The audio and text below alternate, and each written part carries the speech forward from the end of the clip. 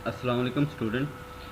Week 16 में हम activation tree और कोड ऑप्टिमाइजेशन की बात कर रही थी। लास्ट वीडियो के अंदर हमने एक एग्जांपल देखी थी, फर्स्ट एग्जांपल, जिसमें हमने एक्टिवेशन ट्री जो है वो बनाया था। और उसके लिए हमने एग्जांपल जो है वो आप देखें कि एग्जांपल नंबर 1 में हमने सोर्स कोड देखा था। सोर्स कोड को यूज़ करते हमने किस तरह जो है इसका एक्टिवेशन ट्री बनाया था, ये भी हमने डिस्कस किया था। ठीक है, तो ये वाला ट्री जो है वो बेसिकली सीक्वेंस ऑफ इंस्ट्रक्शन की बेस पर बनेगा। तो पहले सीक्वेंस ऑफ इंस्ट्रक्शन में हमारे पास प्रिंट एफ आएगा, उसके बाद स्कैन एफ आएगा, स्कैन एफ के बाद जो है वो फिर शो डाटा यानी कि जो फंक्शन कॉलिंग है उस पर आ जाएगा। ठीक है, फंक्शन कॉलिंग पर आ जाएगा, फंक्शन के बॉडी पर फिर जाएगा, बॉडी में जो चीज़ें होंगी उसको एग्जीक्यूट करेगा और वहाँ से वापस आएगा कंट्रोल।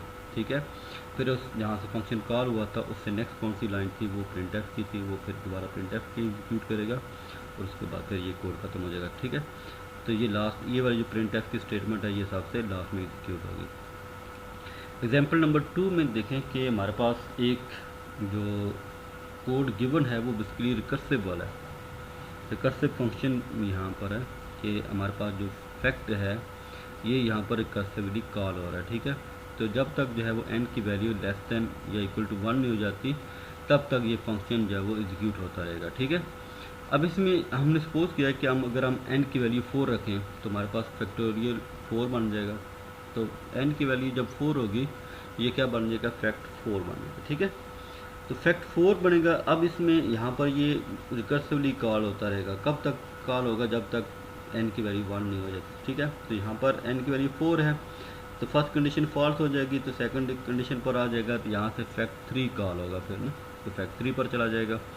फिर यहाँ से n की वैल्यू चेक होगी, फिर यहाँ पर आएगा, यहाँ पर क्या होगा, n की वैल्यू 2 हो जाएगी तो फैक्ट 2 को कॉल करेगा। ठीक है, ये फंक्शन को हम रिप्रेजेंट कर रहे हैं। तो फिर जब दोबारा जाएगा, ठीक है, यहाँ पर n2 होगा, कंडीशन फॉल्स, यहाँ पर आ जाएगा n की वैल्यू 1 हो जाएगी तो फैक्ट 1 होगा कॉल, फैक्ट 1 कॉल होगा तो यहाँ पर कंडीशन 2 हो जाएगी तो यहाँ से रिटर्न हो जाएगा। ठीक है, तो ये फंक्शन जो है ये फिर आप क्या करेगा, रिकर्सिवली कॉल करेगा। तो आपको n की वैल्यू गिवन होगी या आप n की वैल्यू को सपोज कर सकते हैं। ठीक है, तो उसके हिसाब से आपने इस फंक्शन को या जो भी रिकर्सिव फंक्शन होगा उसको आपने जो है वो देखना होगा। ठीक है, तो आपने क्या काम करना है कि जितने भी रिकर्सिव फंक्शन हैं जिसमें आपने जो है वो एल्गोरिथम के अंदर पढ़ी थी चीज़ें, ठीक है, तो उसमें मर्ज सॉर्ट आपने पढ़ा था, क्विक सॉर्ट पढ़ा था। ठीक है, तो जितने भी एल्गोरिथम्स हैं उनकी बेस पर आप जो है वो इसका एक्टिवेशन ट्री बना सकते हैं। तो आपने ये काम करना है। ठीक है, लाजमी तौर पर आपने जो है वो क्विक सॉर्ट का जो फंक्शन है, जो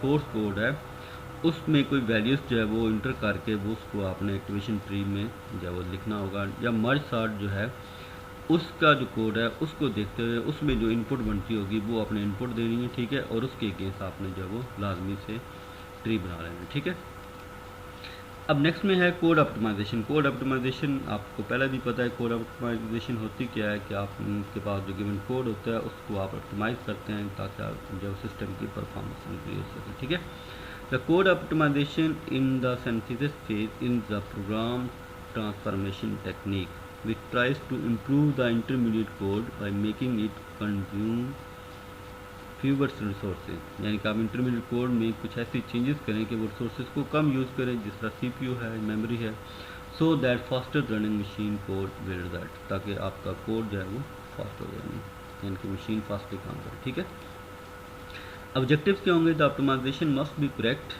it must not in any way change the meaning of the program. अब इसका मतलब यह है कि ऑप्टिमाइज़ तो आपने करना है, लेकिन ऑप्टिमाइज़ आपने इस तरह नहीं करना कि अगर जो कोड है उसकी मीनिंग ही चेंज हो जाए, यानी कि जो रिज़ल्ट वो पहले दे रहा था वो रिज़ल्ट ही ना बन रहा हो ना। ठीक है, तो रिज़ल्ट आपका या जो भी चीज़ है उसकी मीनिंग को चेंज नहीं करना। ठीक है, ऑप्टिमाइज़ ज़रूर करें, लेकिन ओवरऑल जो है वो जो रिज़ल्ट आउटपुट है वो चेंज नहीं होना चाहिए। Optimization should increase the speed and performance of the program. ठीक है, तो अगर आप कोई ऑप्टिमाइज़ करें तो उससे स्पीड भी इंक्रीज होनी चाहिए। The compilation time must be kept reasonable.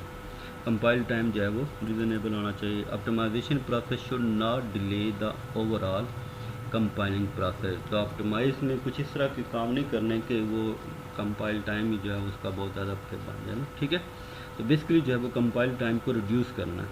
तो ये आपने ऑब्जेक्टिव में रखने हैं कि मीनिंग चेंज ना हो। ठीक है, परफॉर्मेंस इंक्रीज हो जाए सिस्टम की, ठीक है। कंपाइलेशन टाइम जो है वो रीज़नेबल होना चाहिए या रिड्यूस होना चाहिए जो पहले हमारे पास कोड था, ठीक है।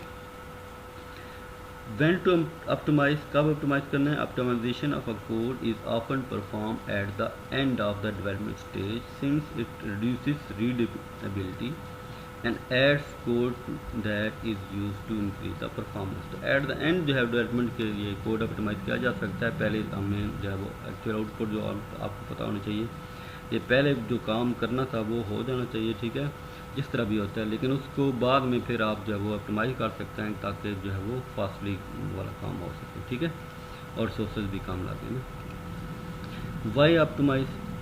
Optimizing an algorithm is beyond the scope of the code optimization phase. So the program is optimized.